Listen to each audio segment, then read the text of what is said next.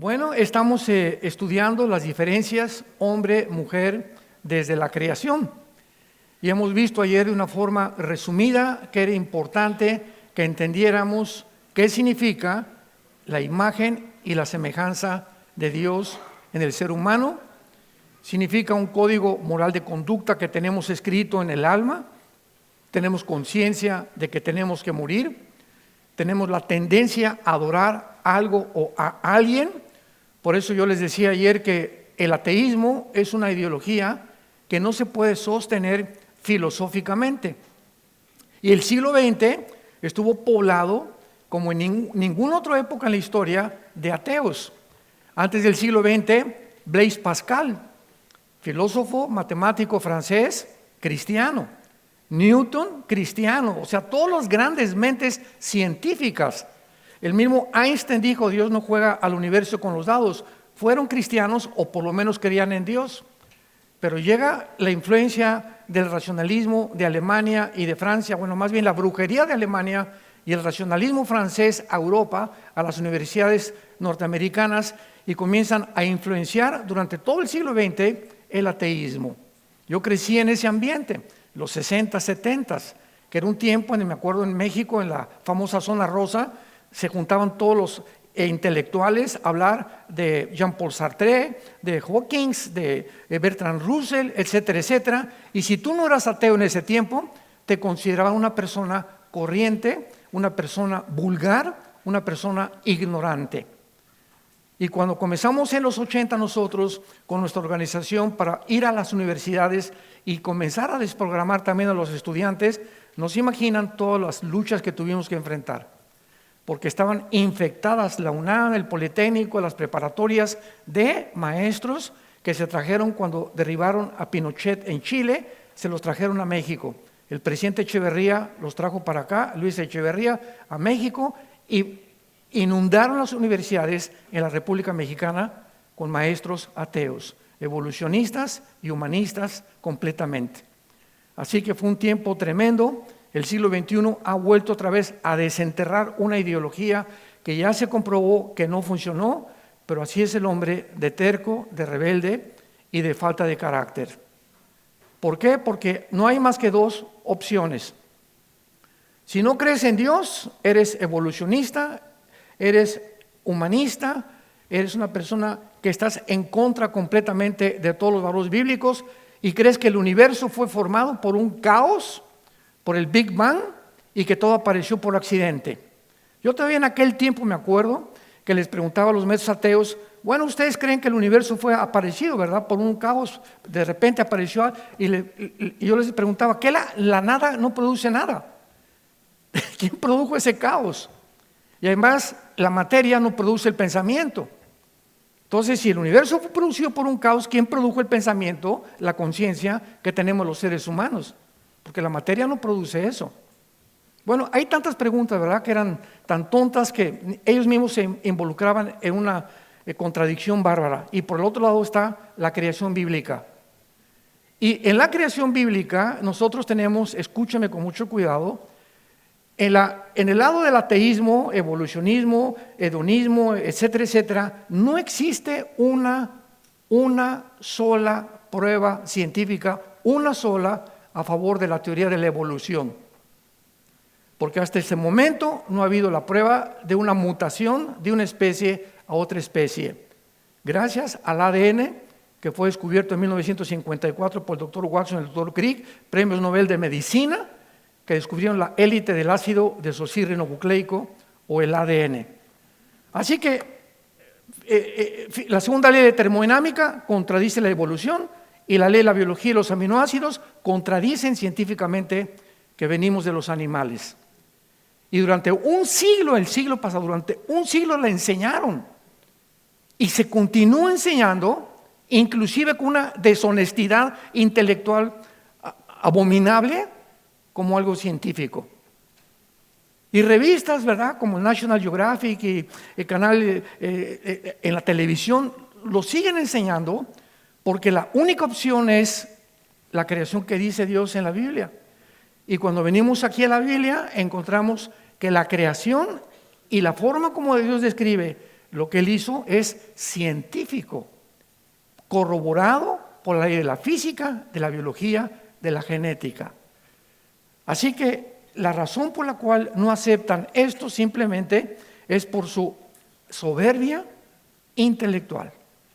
Cuando se descubrió el ADN en el 1954 del siglo pasado, el 60% de los científicos en Europa se convirtieron y renunciaron al ateísmo, dándose cuenta que habían sido unos tontos de haber creído algo que se repitió durante tanto tiempo, como lo dijo Joseph Goebbels, el secretario de propaganda de los nazis, de Hitler.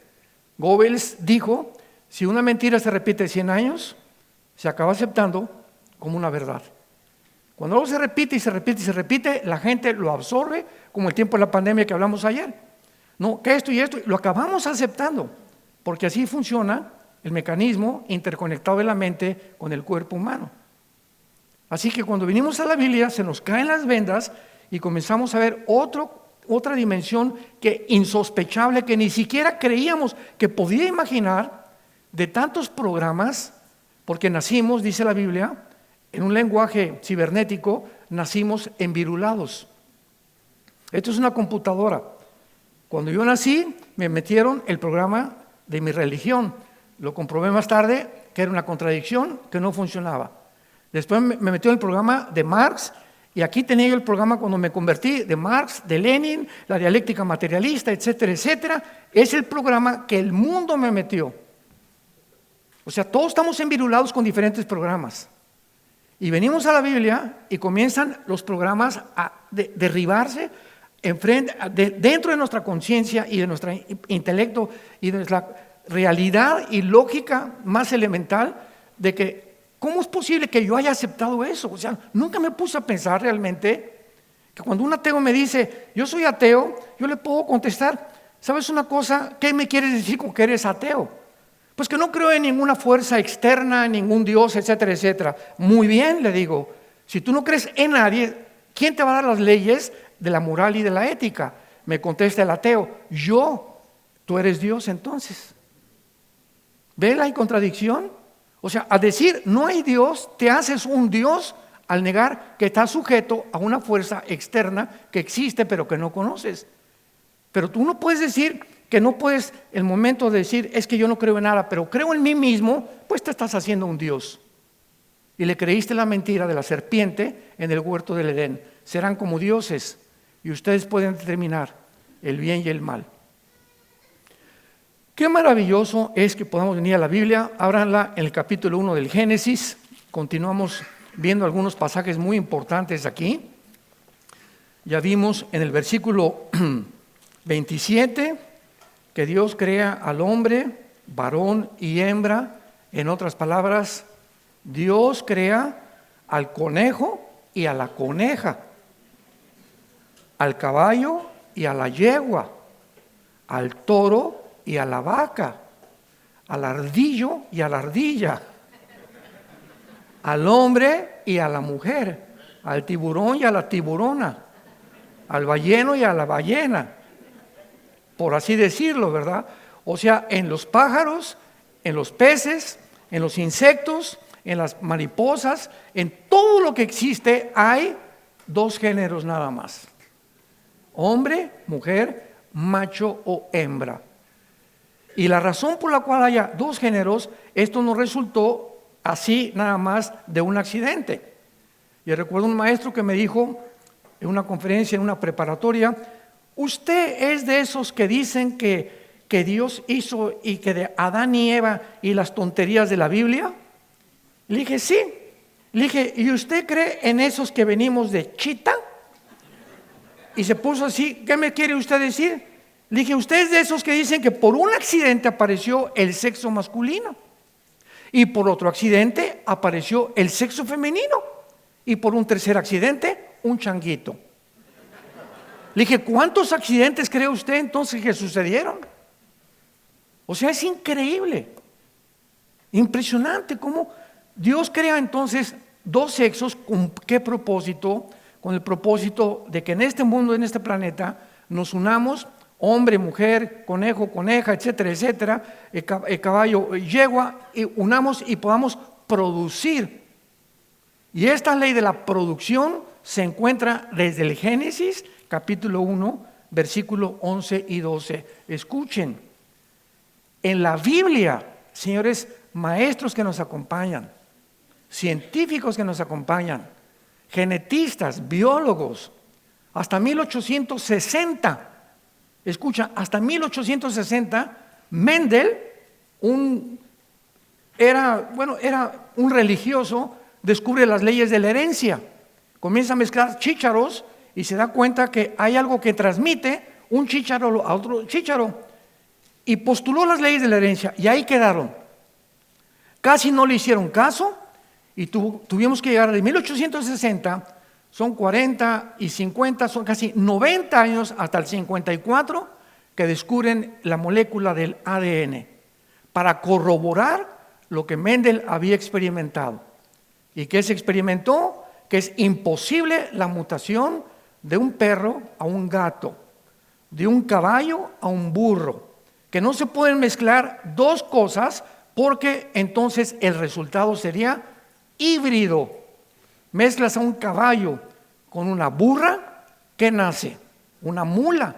Y la mula nace híbrida porque violó las leyes que desde la primera página de la Biblia se adelantó a Mendel, se adelantó al doctor Watson y al doctor Crick, la Biblia, para establecer las leyes inexorables de la genética. Escuchen, versículo 11 y 12 de Génesis capítulo 1. Esto es asombroso. Después Dios dijo: produzca la tierra hierba verde, hierba que dé semilla, árbol de fruto que dé fruto según su género, que su semilla esté en él sobre la tierra, y fue así. Produjo pues la tierra hierba verde, hierba que da semilla según su naturaleza, árbol que da fruto cuya semilla esté en él según su género. Y vio Dios que era buena. Dios dijo a las uvas: voy a poner un código genético encriptado en la semilla de la uva, para que cuando la uva se siembre, crezcan uvas con las características saludables, las vitaminas que la uva tiene. La semilla, la naranja, tiene otras calidades, para que cuando nazca la naranja sean todas del mismo tamaño, del mismo color, produzcan de acuerdo a la información que tiene cada semilla.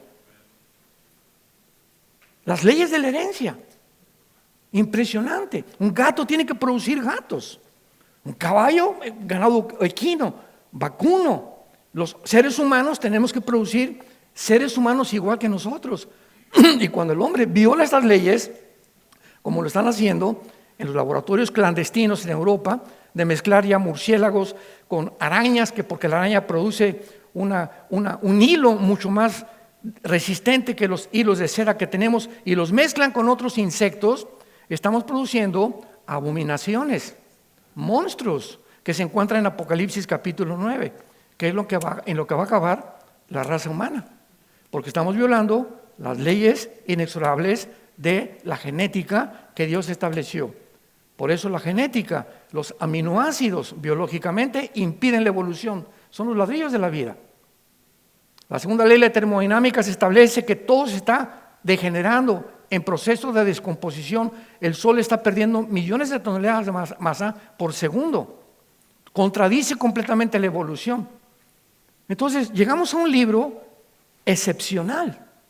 Un libro que si tú caes de rodillas y le dices: Señor, estoy buscando la verdad, creo que en esa cruz pagaste por mis pecados.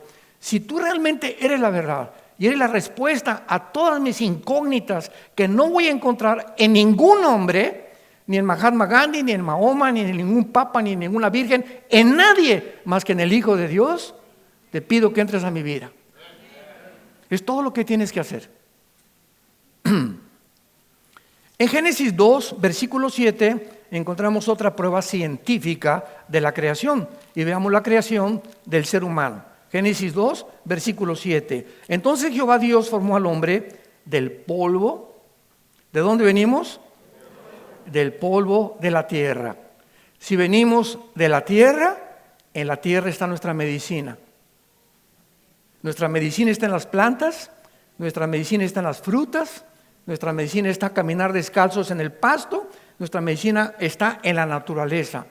Y todo lo que el hombre mete a través de la alopatía y las medicinas, y Monster, y Red Bull, y bebidas, etcétera, etcétera, Coca-Cola, que es la favorita de ustedes.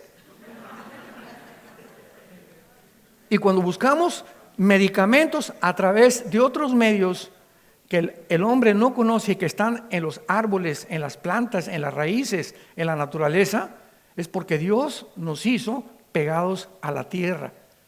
Porque venimos de la tierra. Nuestro cuerpo físico humano tiene que recibir. Yo no puedo comer nada que la tierra no haya producido. No puedo beber nada que la tierra no haya producido. Y si lo hago, me comienzo a intoxicar. Comienza a beber Coca-Cola en un mes, tienes más de medio kilo de azúcar en tus riñones.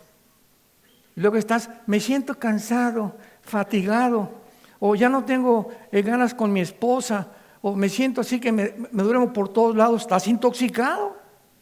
¿Por qué? Porque se acumula todo en los riñones y comienzas a perder la sensibilidad para poder producir la energía que tu cuerpo necesita con los alimentos que Dios creó.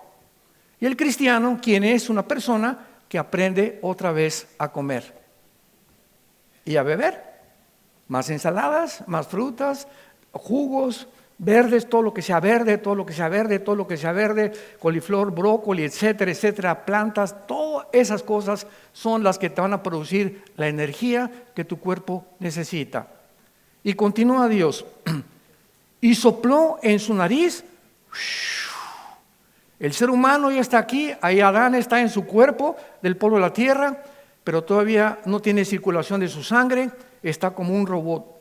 Y de repente Dios infunde dentro de nosotros, no lo hizo en los caballos, ni lo hizo en los orangutanes, ni lo hizo en los chimpancés, lo hizo en el ser humano. Y el ser humano recibe el aliento, el espíritu divino, que en ese momento nos hace conscientes de que no estamos solos en el universo, que hay una eternidad, que la vida no lo es todo y que hay algo muy trascendental, muy lejos de nosotros, que nos lleva a adorarlo, que nos lleva a inclinarnos y a saber que hay una autoridad moral, un legislador moral que tiene que imponer lo que es bueno y lo que es malo desde allá arriba. No nos deja a nosotros la alternativa de que decidamos qué es bueno y qué es malo. Como lo vimos ayer, se llama relativismo. No, pues lo tuyo es verdad, para mí no es verdad. Bueno, pues entonces cada quien que haga lo que le dé la gana. Pero la Biblia contiene verdades absolutas. El hombre recibe el Espíritu de Dios y dice la Biblia, el hombre se convierte en un ser viviente, en un epech, shai, en el original hebreo, que significa un ser capaz de poder llegar a comprenderse a sí mismo, discernir el propósito por el cual vive, cuál es el resultado para que pueda ese hombre tener relaciones con el sexo opuesto, cómo el hombre debe tratar al sexo opuesto, cómo el sexo opuesto debe tratarnos a nosotros, cómo podemos educar a los hijos, cómo debo administrar mi negocio, y nos deja todo el manual para poder sobrevivir en el mundo principalmente del siglo XXI. Por eso les dije, dichosos ustedes que han venido a este seminario a recibir la palabra de Dios. Entonces, aquí está el hombre. Y lo más importante es que después de que Dios crea al hombre, dice la Biblia, versículo 8, planta Dios un huerto en el Edén. El Edén era un pedazo limitado de terreno. No era todo el mundo el Edén. Era un pedazo, no sabemos, de tal vez 20, 30 kilómetros o 5, 10 acres. Era un pedazo limitado. ¿Cómo lo sabemos? Porque ahí en el Edén, en ese terreno, Dios planta un huerto al oriente. O sea, el Edén tenía el norte, tenía el sur, el oriente y el occidente. Pero Dios escoge en toda esa masa de tierra un lugar específico para ahí construir lo que se llama el paraíso terrenal. Un lugar perfecto, un lugar donde no había pecado, un lugar donde el ser humano podía desarrollarse conforme a lo que Dios y por lo cual lo había creado. Y después de que lo pone ahí, no le dijo a Adán, mira, ahí está una hamaca y hazte una limonada y vas a vivir tranquilo. No, lo primero que le da a Dios, le dice en el versículo 15, tomó pues Jehová Dios al hombre, lo puso en el huerto de Edén para que lo labrara y lo guardara. Qué extraño. En primer lugar, Adán, tienes que trabajar. Pero en ese tiempo él no sudaba, ni la tierra ofrecía resistencia al trabajo de Adán. Metía la pala a Adán y muy suave la tierra funcionaba, todo funcionaba sin que el hombre tuviera que sufrir. Pero qué interesante que diga, no solamente quiero que trabajes la tierra, cuando venga el milenio vamos a regresar otra vez a la agricultura, sino que también lo cuides. ¿Lo cuides? ¿De quién? No había ni cucarachas, no había nada que pudiera asaltarlo. Entonces, esto nos habla claramente que no éramos los únicos habitantes ahí en el Edén. Y lo vemos ya en el capítulo 3, que en el capítulo 3, después de que Adán le dice, cuida la tierra, labra la tierra, le trae a todos los animales a Adán. Eva no había nacido. Eva todavía no había nacido. Y es Adán a quien Dios le encarga la responsabilidad al varón de trabajar, de cuidar, de velar, de poner nombre y de llevar el liderazgo en la familia que muy pronto se iba a formar. Y ya después de que Adán le da todas las responsabilidades Dios, estoy de una forma resumiendo todo esto, Dios pone a dormir a Adán. La primera operación quirúrgica sin anestesia. Y de la costilla, de la tetzela en el hebreo, o sea, de la parte de aquí, saca del material genético. Adán tenía cromosoma, acuérdense, YX, son los cromosomas que poseemos los varones. Entonces, saca de ese material genético y crea a una mujer. Dice el versículo 21, Dios hizo caer sueño profundo a Adán, mientras dormía, toma una de sus costillas, es la palabra hebrea tetzela, y cerró la carne en su lugar. Y de la costilla, o sea, de algo de nosotros, de los varones, saca a la mujer. Qué interesante que la ciencia ha descubierto que precisamente la sangre se forma, ¿en dónde? En los huesos. De ahí se forma la sangre. Y la sangre es la vida del cuerpo, de acuerdo a la Biblia. Porque la vida del cuerpo se encuentra en la sangre. Y ahora en el siglo XXI, cualquier persona que quiera saber de qué está enfermo, en la sangre te pueden detectar el cáncer, diabetes, problemas de todo tu cuerpo. Todo se encuentra en una biometría hemática o exámenes más profundos de la sangre. Entonces, vean ustedes con mucho cuidado de qué forma Dios hace a la mujer. Y entonces, ya que Dios trae a la mujer, antes Dios vio, Adán, a Chita, no esa como compañera, no la hace. La yegua, no menos, buen amigo del hombre. Mira, mi perrita, ¿verdad? También es muy buen amigo del hombre, los perros, etcétera, etcétera. Pero no, o sea, no. Entonces Dios dice, y Dios vio que el hombre estaba solo y que no quería que estuviera solo, le voy a hacer ayuda idónea para él.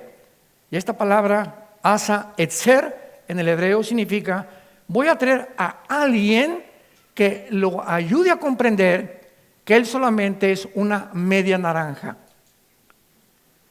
y que necesita la otra media naranja para complementarse, para que ya no sea este ni esta, sino que los dos sean los dos en unidad, en armonía, uno delante de mí.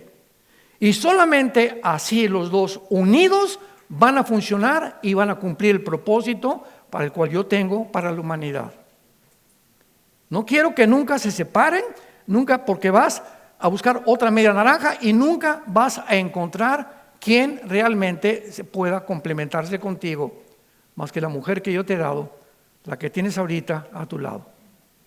Entonces, cuando Dios dice que el hombre estaba de alguna manera incompleto y que lo que nos completa es ella, y lo comienzo a entender que hay cosas de la mujer que yo no tengo. Hay cosas de la mujer que ellas no tienen de nosotros. Entonces, cuando viene esta complementación de las dos partes del naranja y formamos la unidad, todo lo que me hacía falta lo voy a aprender de ella, y todo lo que yo soy, ella lo va a aprender de mí. Y cuando un matrimonio después de, no se toma unos 5 o 10 años, otros 15, en mi matrimonio particular tomó como 15 o 20 para que Marta y yo nos entendiéramos, hasta que yo ya era cristiano, pero digo, todavía apenas estaba desarrollándome, ¿verdad? Pero había tantas cosas en mi vida que yo era porque el hombre es más vanidoso y más vanidoso que las mujeres. ¿Sabían? Somos más vanidosos y más soberbios que las mujeres. Aunque no te guste, lo vamos a comprobar. Y nos cuesta mucho trabajo.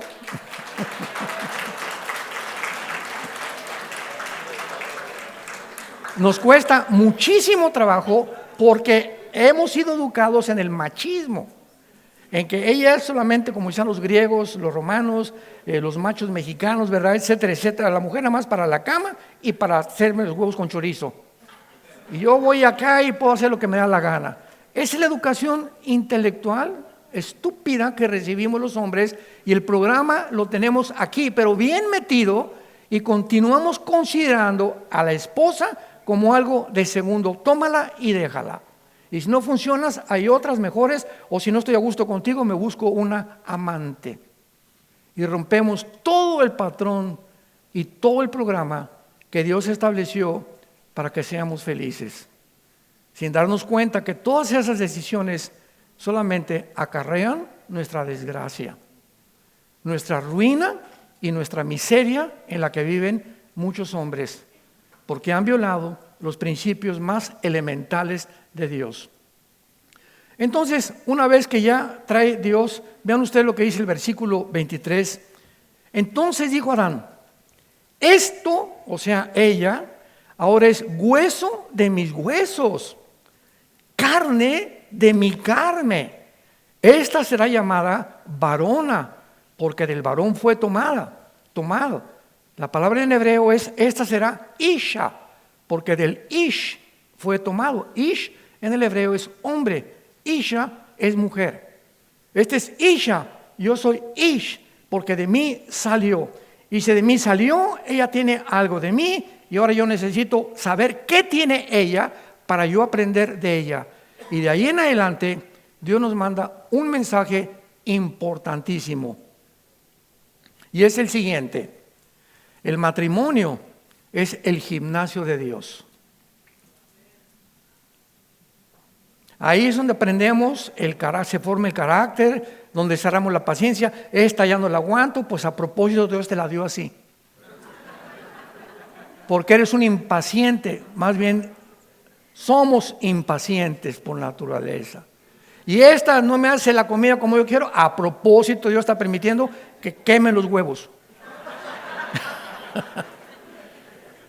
Y comenzamos a creer, ¿verdad?, que no es que nada de lo que hace me gusta, ni como barre, ni como duerme, y ronca, parece tractor en reversa en las noches. Y todos los detalles que nosotros usamos, imagínense esto, para divorciarse. Como había rabinos que decían que si le encontraban a la esposa que no cocinaba bien y que roncaba, podían divorciarse. A ese grado. Y ahorita cuando tratamos con problemas con matrimonios, por ejemplo, llega una mujer: oiga, pastor, necesito a mi esposo. Lo primero que los pastores hacemos es: muy bien, doña Chole, ¿usted cómo está delante de Dios? Usted viene a acusar a su esposo, pero vamos a comenzar. ¿Usted cómo está con Dios? Antes de poner el dedo a su esposo, ¿usted tiene una relación con Dios vertical? ¿Usted es una persona que ama la Biblia? ¿Es una persona perdonadora? Entonces, antes de buscar cambiar a su esposo, ¿sabe una cosa? Usted no ha cambiado y no lo va a cambiar hasta que cambie usted. Y viceversa. No, mi esposa, espérame tantito, ¿tú cómo estás delante de Dios? No, pues vamos a comenzar contigo. Así somos, queremos cambiar a los demás sin entender que nosotros hay muchas cosas que no hemos cambiado. Y Dios va a permitir ese matrimonio más años en tu vida y en mi vida hasta que sigamos aprendiendo el uno del otro, que no somos perfectos y que nos necesitamos. Si hay un bebé allá afuera hay quien los pueda cuidar, ¿eh? Y finalmente dice el versículo 24 lo que es el matrimonio. El matrimonio son 3 cosas. Miren qué simple. El matrimonio son 3 cosas. Por tanto, dejará el hombre a su padre y a su madre. Número 1, el matrimonio es mamá, bye, papá, bye, hermanitos lindos, bye, perro fido, bye, mi perico, mi gato, bye. Y dejo la familia con la cual crecimos, aquí está atrás, y doy un paso adelante para formar otra nueva familia. Y ahora mi esposa tiene la prioridad sobre mis padres, mis hermanos, mi fido y las cosas del pasado. Papá, te voy a seguir respetando, mamá, te voy a seguir respetando y los voy a seguir honrando. Pero de aquí en adelante, que nadie se meta con mi esposa, porque es mi prioridad. Y ahora yo vivo para hacerla feliz a ella, para formar con ella un hogar. Y cualquiera de ustedes que hable mal, no regreso con mi esposa, con mis cuñados, ni con mis parientes, porque no tratan a mi esposa como la deberían de tratar. Porque si le hacen daño a ella, me lo están haciendo daño a mí. Dejará el hombre a su padre. El matrimonio es abandonar la antigua familia y formar la nueva. Ahora imagínense cuántos recién casados llegan al grado de traer hasta a la suegra a la luna de miel. Eso ya es el colmo, ¿verdad? ¿Se imaginan ustedes? O sea, eso ya sería romper completamente todo el programa de Dios. O sea, por el amor de Dios, los que se acaban de casar, nosotros como padres, dejémoslos vivir. No nos metamos en sus asuntos más que para consejería. Y si los visitamos, por el amor de Dios, si eres papá, si eres suegro, no estés más de 1 o 2 semanas viviendo con ellos. Porque el muerto y el arrimado apestan a los 3 días. No fuimos hechos para tener gente a nosotros. Es un matrimonio, tienen que crecer, van a enfrentar problemas. Aquí estamos, mi hijita, yo te ayudo, pero te casaste, te amolaste. No vas a encontrar al hombre perfecto, ni no va a haber, siempre habrá problemas en la atención por poder combinar nosotros nuestras responsabilidades, por nuestra humanidad.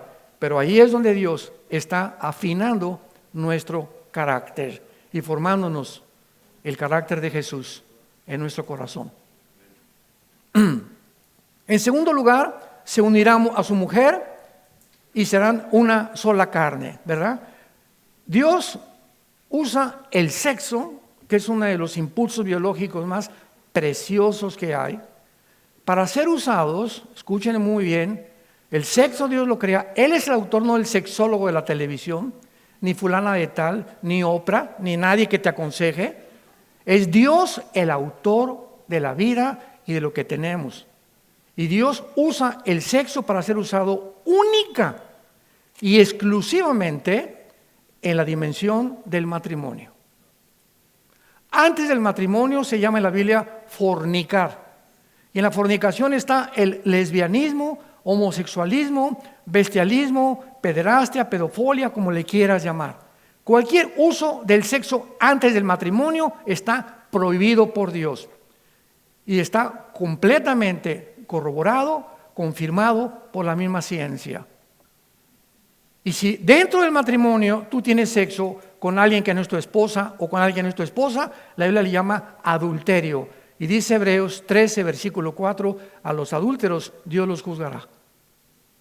En ese momento, en un matrimonio, se rompe la fidelidad, se rompe la confianza, como lo vamos a ver más adelante, y en ese momento la tensión aumenta. Porque una mujer que ha descubierto que su esposo le es infiel, te pregunto si eres varón, ¿cuántos meses o años crees que a ella le van a cerrar las heridas de la desconfianza, de saber que si lo hiciste una vez lo puedes volver a hacer. No, se pueden reparar, porque la sangre de Cristo nos limpia de todo pecado, ¿verdad? Pero va a tardar años, porque hay maridos, es que mi esposa, esto y el otro, hoy ¿hace cuánto que tuviste ese problema con tu esposa? Pues hace un año, pues ahora espérate y vas a pagar ahora 1 o 2 años a que ella sea sanada y que tú vas a tener que demostrarle que es digna de tu confianza otra vez y te va a tomar mucho tiempo. Es el precio que vas a pagar por el adulterio. Entonces es algo sagrado el sexo dentro del matrimonio. Y usado fuera del matrimonio, ¿verdad? Los jóvenes ahora pues ya tienen relaciones sexuales antes de casarse para probar si es el uno con el otro. Están fornicando y eso está prohibido delante de Dios. Vayamos al libro de Proverbios rápidamente y veamos lo que la Biblia dice acerca de este tema. Proverbios capítulo 5, versículo 18. Proverbios 5, 18. Sea bendito tu manantial. Alégrate con la mujer de tu juventud. Está hablando de tu mujer, de tu esposa.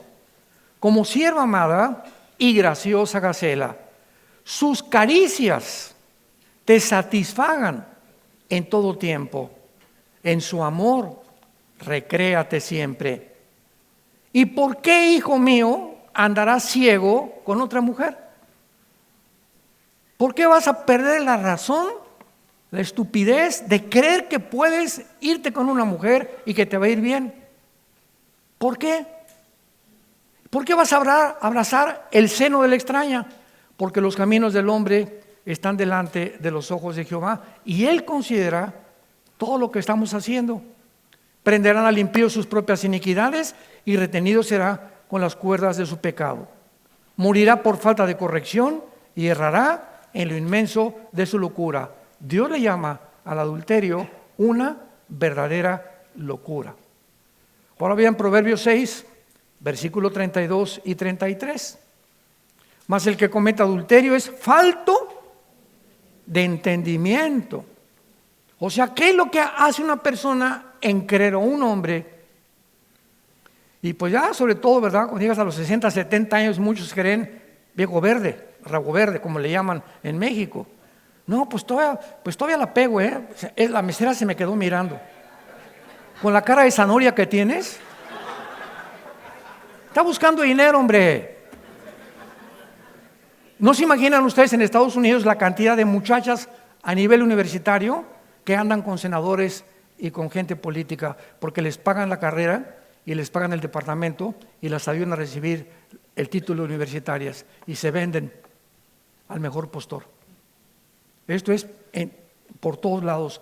El que comete adulterio es falto de entendimiento. Corrompe su alma el que tal hace, heridas y vergüenza hallará y su afrenta no será borrada. Porque los celos son el furor del hombre y no perdonará en el día de la venganza, no aceptará ningún rescate ni querrá perdonar aunque multiplique los dones. El área sexual es el área de las más peligrosas donde Satanás va a atacar principalmente al varón. Ahorita vivimos un tiempo, ahorita estamos desayunando y ahorita, bueno, en cualquier lado donde vivas, en México, en cualquier lado, vean ustedes cómo se están vistiendo las mujeres. Antes minifalda o shortcitos, ahora traen mallas pegadas que parece que no traen nada y se les transparenta todo. Así entran a desayunar como si nada. Y no ves a los hombres. Estamos asaltados por todos lados con el sexo. Para anunciar el jabón, para anunciar los refrescos, para anunciar los carros. Todo es sexo, sexo, sexo, sexo, pornografía. Impresionantemente. Ahorita les contaba a mis pastores, en este año pasado, en el estado de Texas han caído 12 pastores por adulterio. 12 hombres que se metieron a pastorear iglesias que no tenían el carácter desarrollado para enfrentar las tentaciones. Hombres políticos, bueno, ya ni se diga, ¿verdad? Artistas de cine, pues ya ni se diga tampoco. Pero vemos cómo el adulterio ha entrado a las iglesias y está atacando principalmente a muchos líderes. ¿Por qué? Porque no han considerado el entendimiento que tenemos que tener, que mi esposa la tengo que amar y tengo que comenzar a disciplinar lo que veo. Veo un bikini o veo una muchacha ya sin el brasier, ya la vi, pues ya ni modo, ya la vi, pero no le voy a hacer así. No la voy a monitorear ni la voy a filmar. Tal vez se me quedó aquí, Padre, en el nombre de Jesucristo, trayendo todo pensamiento a la cautividad a Cristo Jesús. No quiero pensar, amo a mi esposa, y comienzas a aferrarte y tu mente comienza a transformarse, y cuando viene la tentación estás listo para enfrentarla, porque nadie cae en adulterio de la noche a la mañana. Nadie.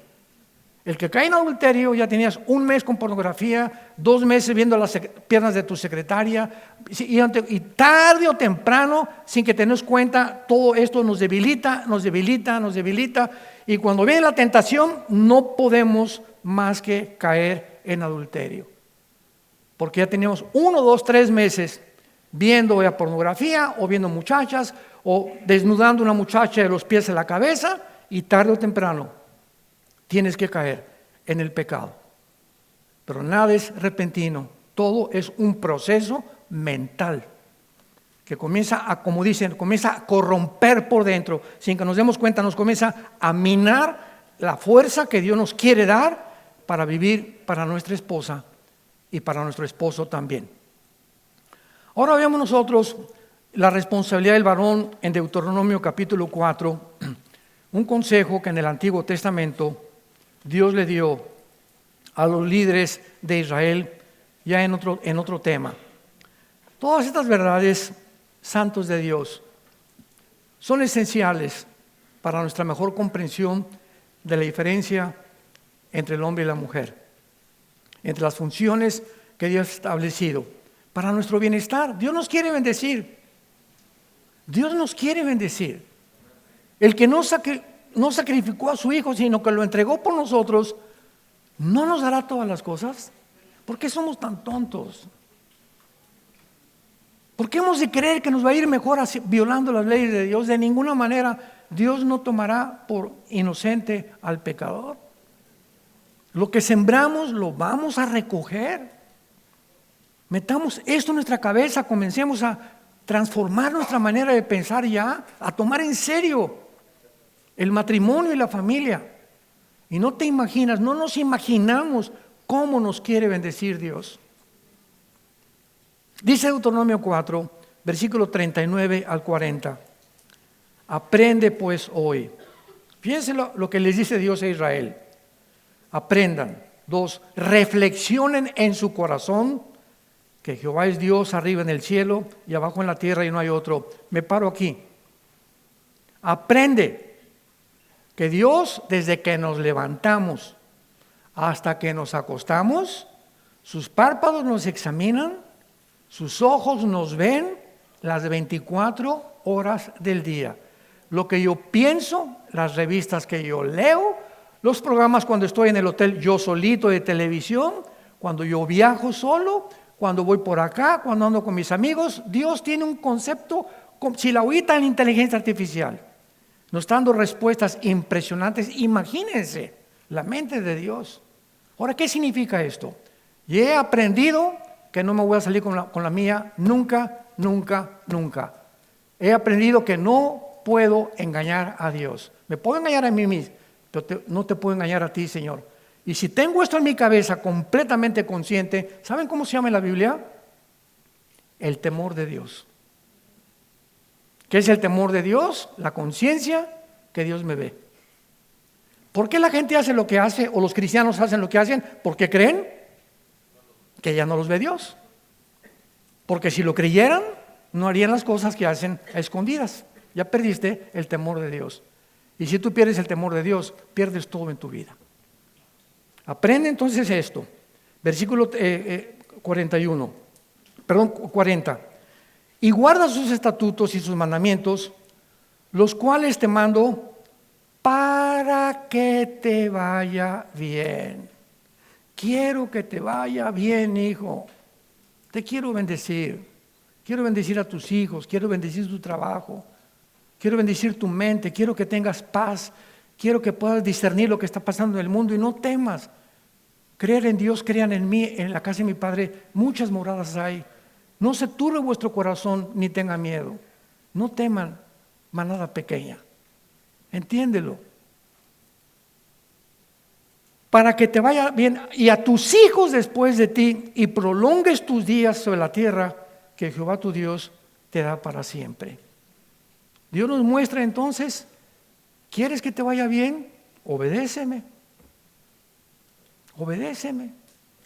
Y comencemos en la casa con la esposa y con el esposo. No lo acuses, mi esposo, ¿y tú qué?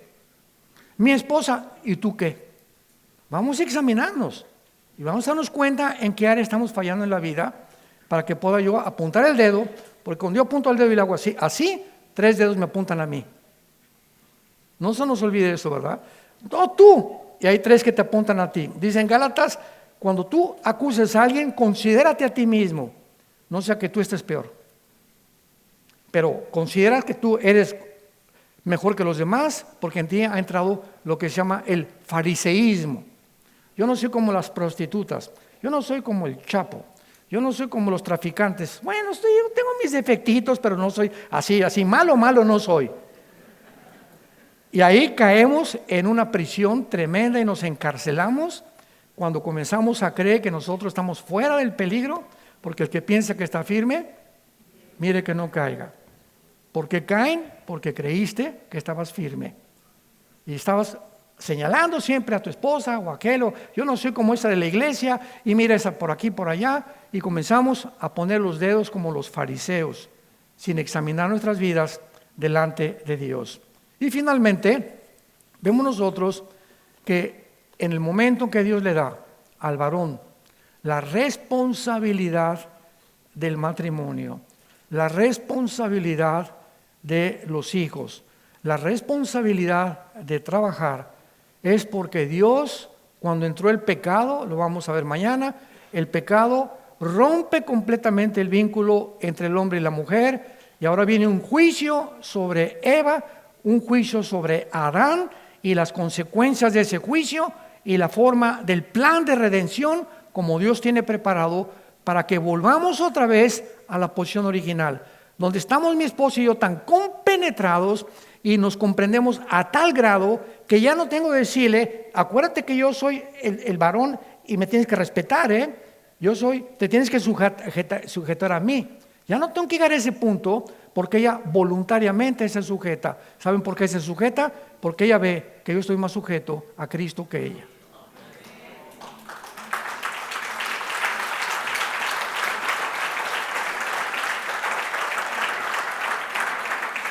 Y ha sido lo más mal interpretado en el cristianismo. ¿Verdad? Pues que el varón es el liderazgo, 1 Corintios 11:3, el padre es cabeza de Cristo, Cristo es cabeza del hombre y el hombre es cabeza de la mujer. Y los hombres, por eso es el machismo, ¿no? Te tienes que meter a mí y ahora vamos a ver pornografía y hace esto y el otro, espérame un ratito, eso no es la sujeción.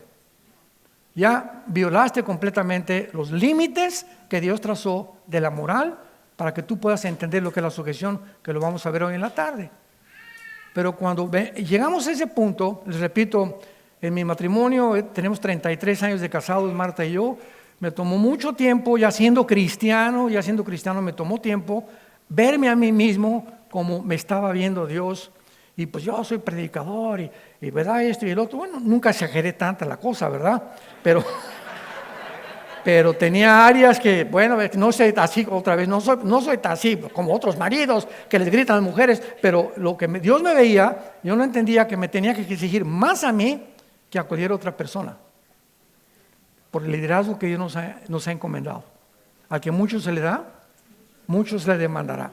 Tengamos cuidado cuando Dios te bendice con dinero, cuando Dios te bendice con una casa bonita, con una familia bonita, porque te lo va a demandar Dios. En la proporción en la que Dios nos bendice, Dios nos demanda más fidelidad. ¿Saben por qué? Para darnos más.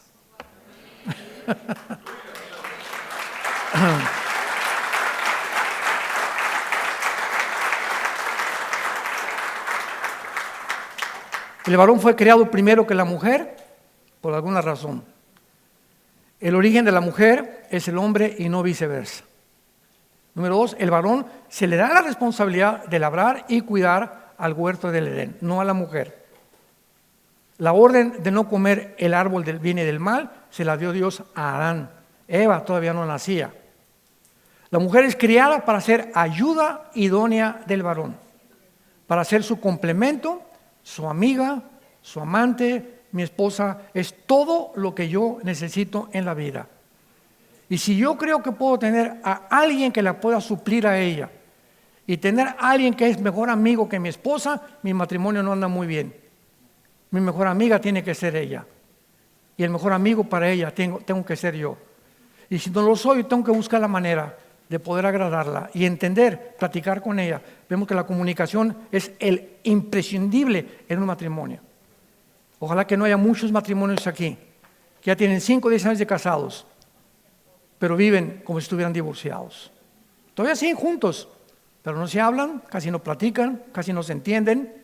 Hay una barrera emocional ya entre ustedes. Se tratan automáticamente porque viven juntos, pero en ustedes ya no hay amor, ya no hay cariño, ya no hay deseo de crecer. ¿Por qué? Porque han abandonado su primer amor, porque no han comprendido claramente el significado para Dios. Es el varón a quien se le ordena nombrar los animales.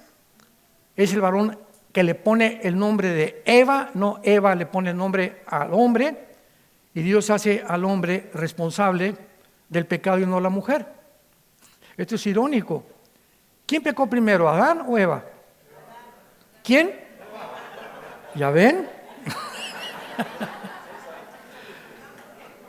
No, la mujer, ella fue la que nos dio la manzana o la uva o lo que haya sido, ¿no? Que no, la Biblia no lo dice. Pero en Romanos 5:12, el apóstol Pablo dice, porque el pecado entró al mundo por un hombre y por el pecado vino la muerte.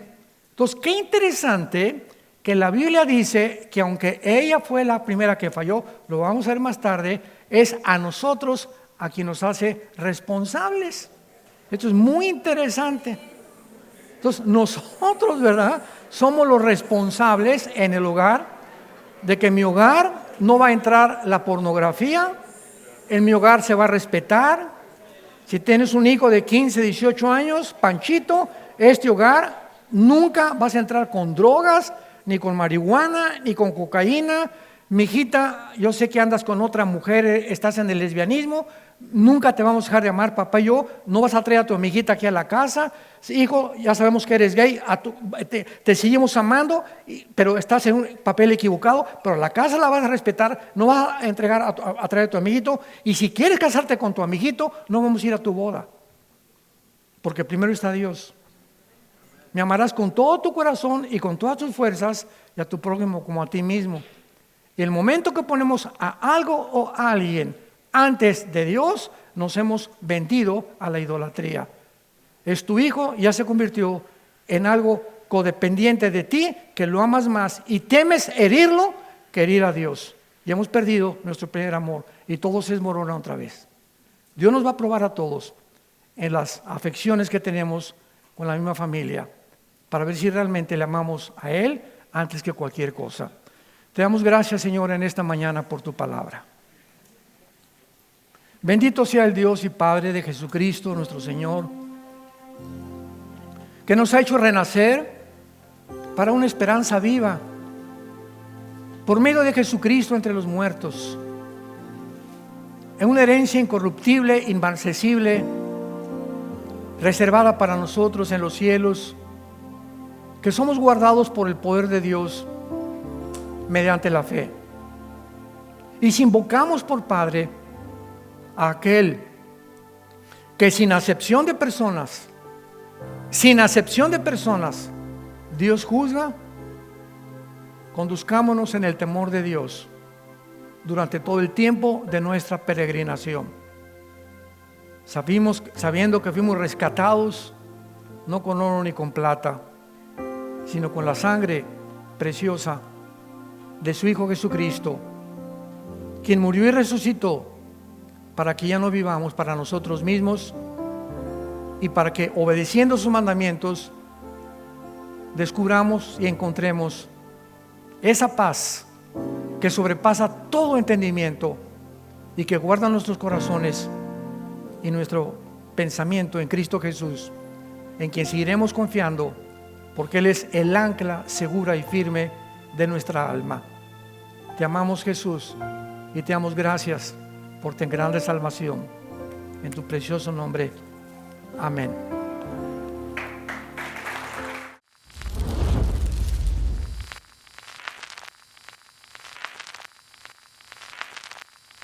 Hola, ¿qué tal? Me da mucho gusto saludarles y quisiera simplemente comunicarles que gracias a todos ustedes a través de todas las naciones del mundo que aman la palabra de Dios y que realmente están interesados en que nosotros como organización Vida Nueva para el Mundo y Armando Alducin Ministries continuemos predicando el Evangelio de la Gracia de Jesucristo y que podamos nosotros continuar haciéndolo gracias a sus donaciones.